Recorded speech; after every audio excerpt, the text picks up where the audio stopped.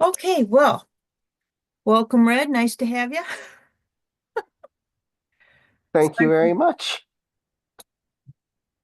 So, I haven't read any of your work. What do you want people to know about you? What's your goal with your writing? I am I am primarily a horror author, and I see a lot of horror that deals with marginalized issues very poorly. Okay, Um, like they tackle them insensitively, or they make or like there's a lot of demonization of mental illness and things like that, of disabilities, which I okay. feel quite strongly about. So I try to write more inclusive horror specifically, and some fantasy as well. Oh, very cool. What are your favorite topics? Well, maybe favorite's the wrong word to use, but what are some of the topics you think need to be addressed? I mean, you mentioned mental health. And it Um, looks like the story collection that you put out, I really like the premise of it. I mean, I think yeah, it's a the good reversal. yeah, the book that I have coming out in September of 2025, that one deals a lot with the struggles and the trauma that come from being marginalized. Specifically, my main character, Edward, is a trans man who has been unhoused for many years. And so when he's given this like apartment from his deceased grandmother, Uh-huh. it's natural. He immediately goes to it, doesn't have any other options, which kind of explains why, like, when things get bad, he has nowhere to go. Um, and that I think reflects a lot of real world issues where when things get bad for marginalized people, we don't have anywhere else to go. We don't have options available to us. So I thought that was something important to explore in the narrative, and also kind of open a few doors to asking questions like what does trauma make of us, and how do we justify the decisions we make when coping with it. I like that take on it because so many people look at traumas and okay, well, oh, poor me, but yet it's not necessarily all that person, it's everybody that's involved in that. And Mhm. I really like the fact that you brought everybody to take responsibility for it, not just the quote unquote bad guy. Yeah. So kudos to you for that. Thank What you. else have you done? I mean, you sound very intriguing, but I've not been able to read any of your work. So do A lot of my work is linked on my website. It's theirritablequeer.com. okay. Uh, and if you just click on works, you see a collection of all the things that I've contributed short stories to. I coincidentally have a book here that I Okay. contributed to. It just arrived, so I'm very, very pleased with it. Nice. It's a cookbook How cool. too, so if you want to read about any recipes that I make. Um, Nice. but yeah, I primarily have published short stories. I do now have a book with my literary agent, who is Caitlin Katsoupas from Belcastro. Okay. Um, she's got a book that, and we're seeing if it'll be picked up. It's about a disabled woman living in Toronto, which is where I live. Um, and she's offered $100,000 for her quote unquote useless legs, because she's in a wheelchair. She's given this opportunity to kind of get a big chunk of money that will get her out of this horrible poverty situation she's in. And again, what are your options in this kind of twisted Yeah. twisted look at what people will do to Right. How far are you willing to go to make it better?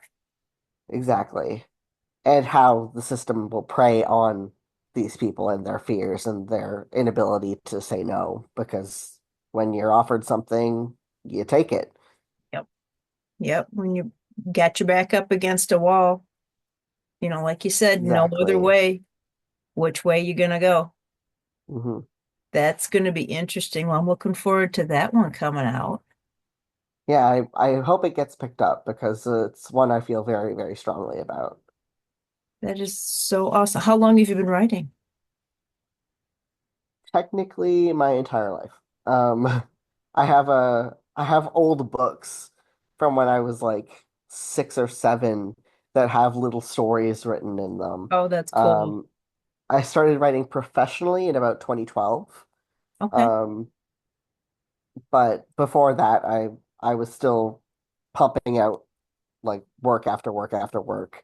But those ones were like just for fun, just for me. It wasn't until I was in my early adulthood and realizing that I was not going to be able to work forever, due to my own disabilities.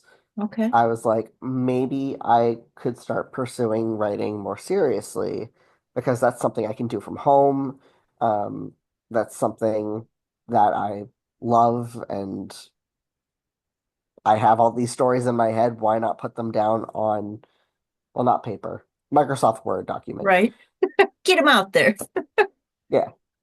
Now, how hard is that, Ben? Because I know a lot of the publishing world now is you got to be out and about and be able to promote your own work in that. And if you're able to primarily work from home, is that more difficult for you to get your stuff out there and get people to notice it? I think so. I don't have a lot of resources available, right? Like I recently attended like a talk about the difference between like marketing and like, oh, I've forgotten what the word is.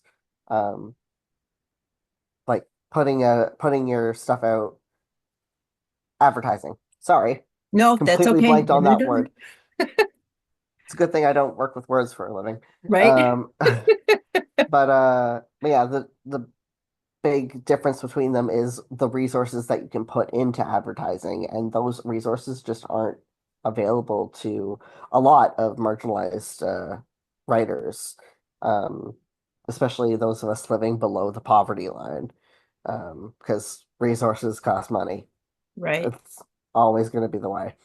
Um, so I find that difficult. There's also the other element of like being disabled is kind of a full-time job. It's Oh, yeah. learn like learning how to take care of yourself without burning out like that, while also balancing what I'm trying to do as a career.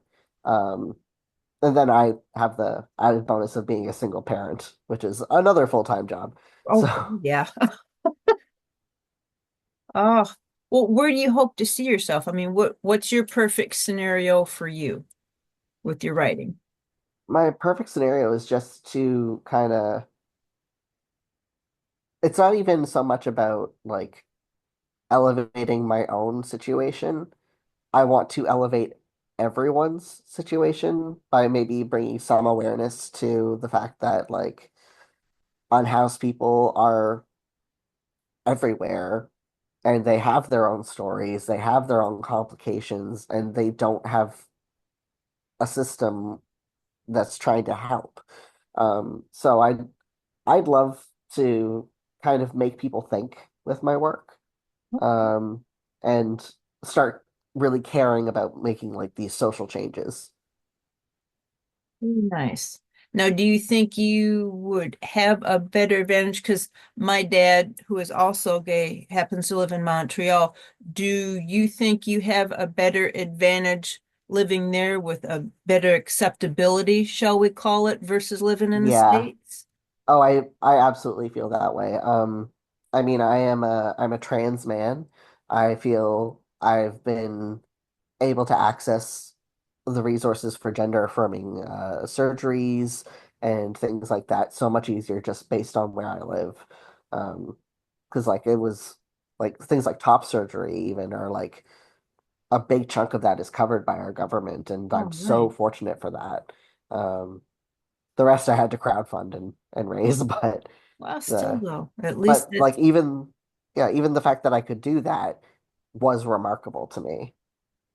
that is awesome. Well, odd question. What would you be doing if you weren't a writer? I actually I was just accepted into a social work program at university.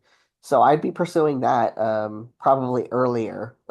Okay, yeah. But now I'm finding that I have kind of more opportunities to like pursue my other interests Okay. uh because I have a backlog of like 10 books that I've written. So I can just go like here's another one. Can Right, you do here's a something little with nugget. this? Yeah.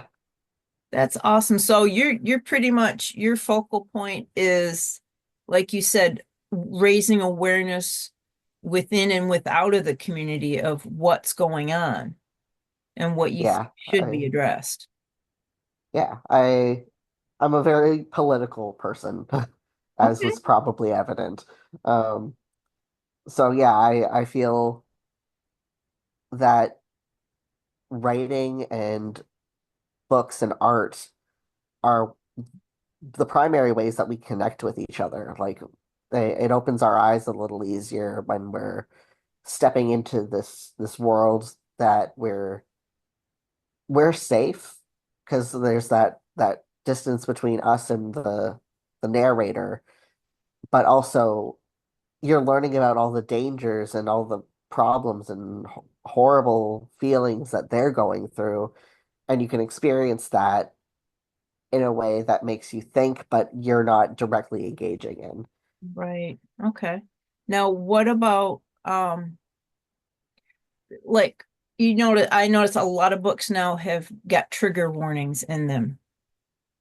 Yes, I have a content warning list on actually on my site as well.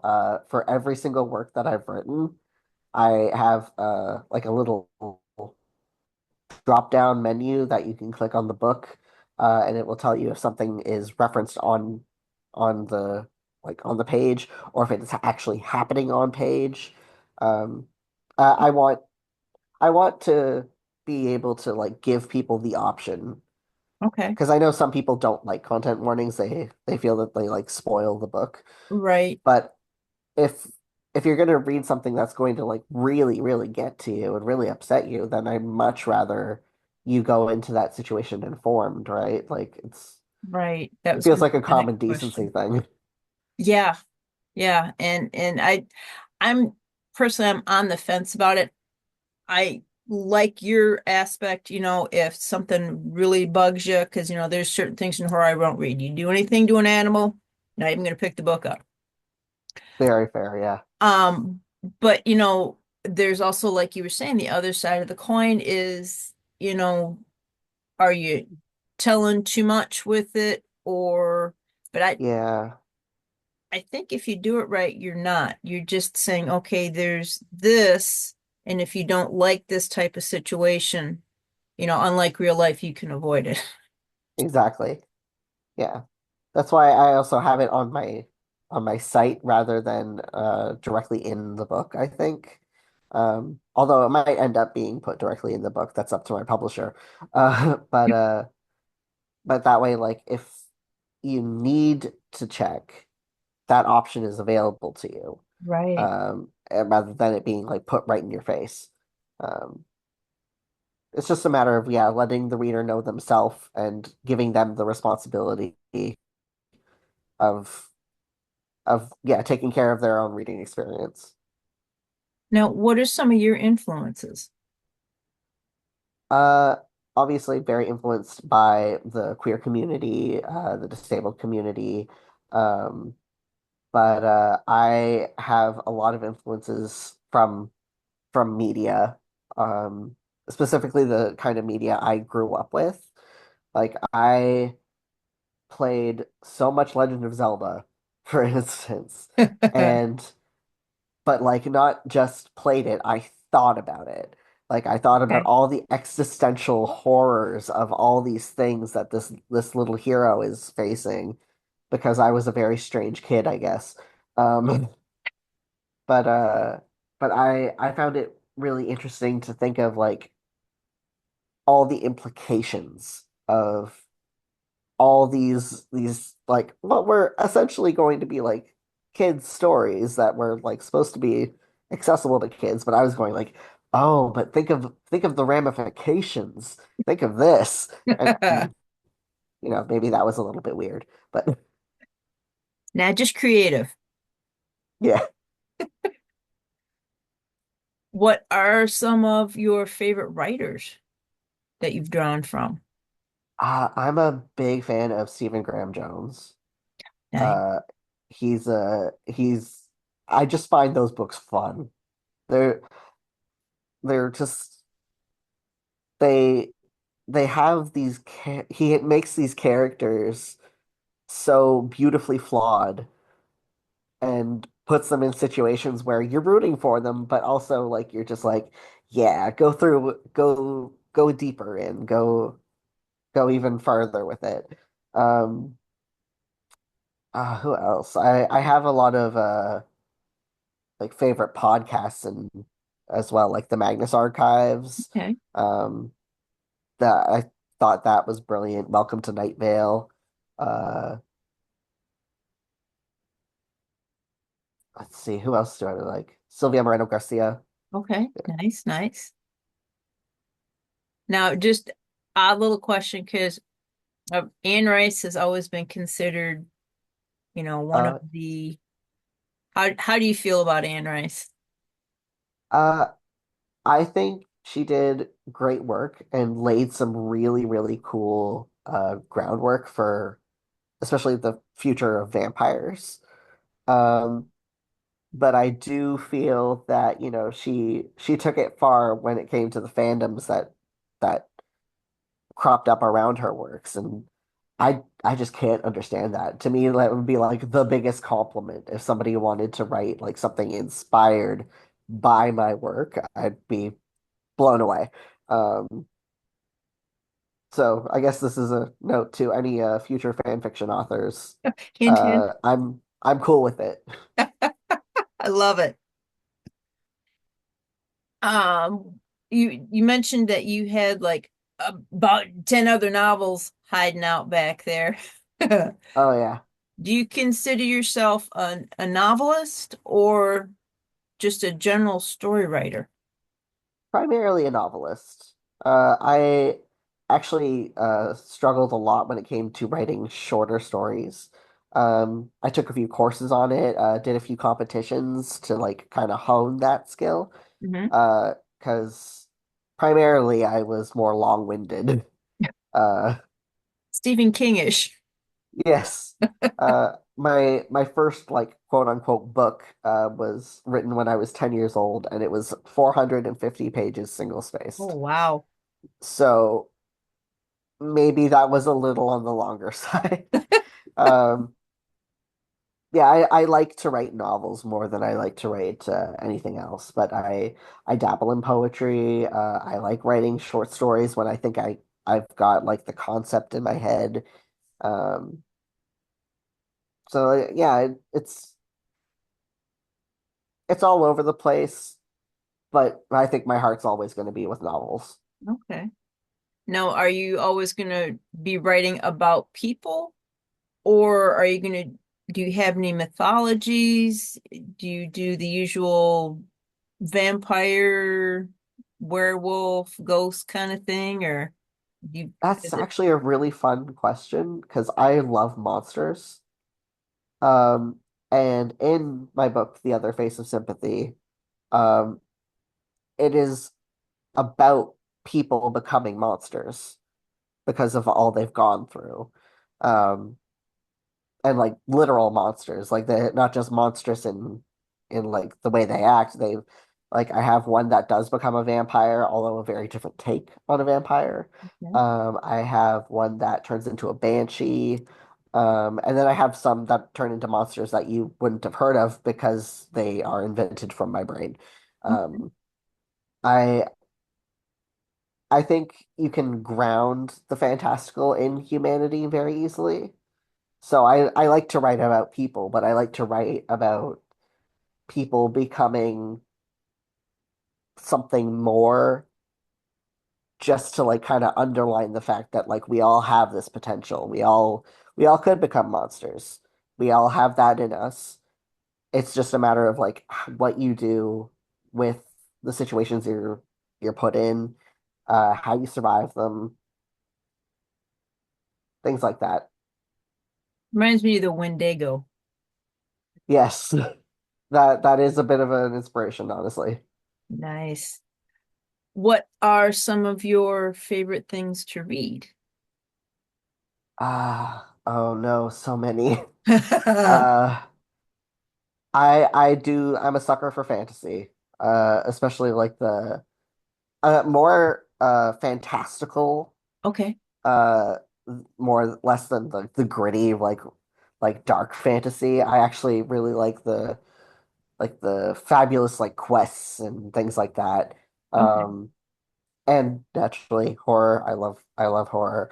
I also have a soft spot for like contemporary middle grade. Oh Like yeah. Guilty. that I just it heals something in me. Like I don't know Yeah. what it is. But like I remember oh no, who wrote it? One second, I'm gonna very No, go quickly for it. look up who wrote this book. The book Speak. Uh by yeah, Laurie Anderson. That book like was life changing for me. That was a beautiful, beautiful book. Um so yeah, those are my go-tos, I think. Now, the next question is novels or short stories? Or yeah. I like novels. I like getting invested for the long term. Um, that said, like give me a really well done short story and I will think about it for the rest of my life. Nice. Hmm. I think is there anything else that I've not covered that you think people should know either about you or about your work? Uh, I really want to just kind of underline, especially with the book that's coming out, which I'll plug again. It's called The Other Go Face for it. of Sympathy. It comes out September 9th of 2025.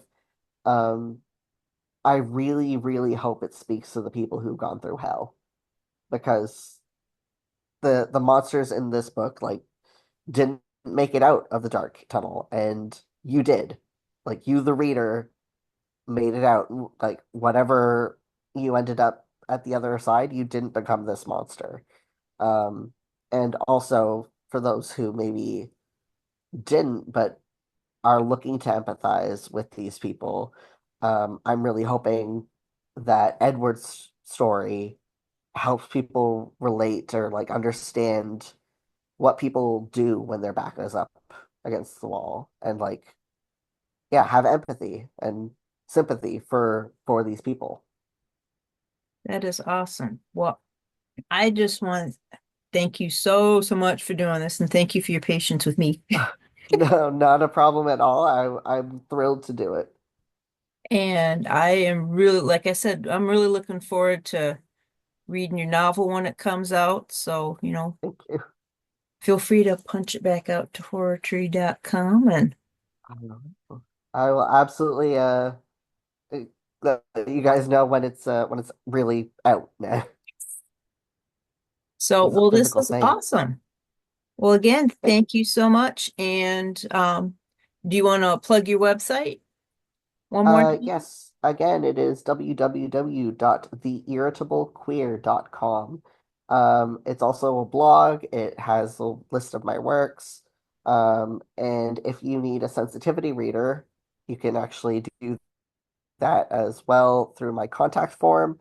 I have a list of my credentials there if you need anything looking for queer or disability issues, if you happen to be a writer.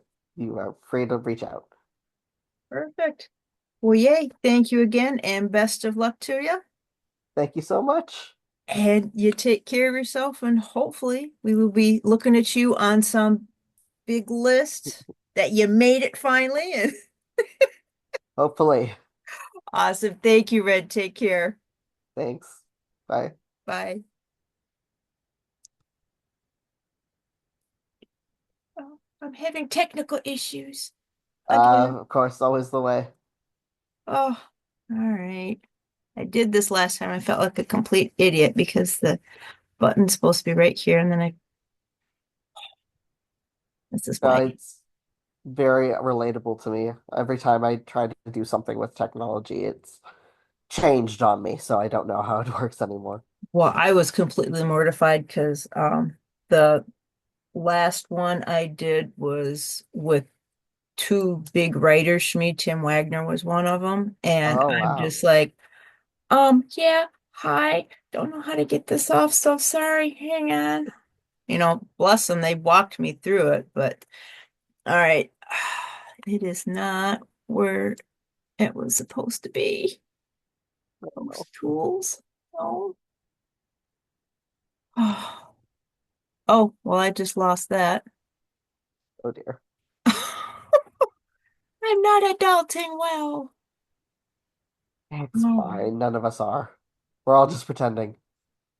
right? Oh, that is not, no, that's not what I want to do. Okay, well, at least I'm back there. It's the rest of it that I'm having.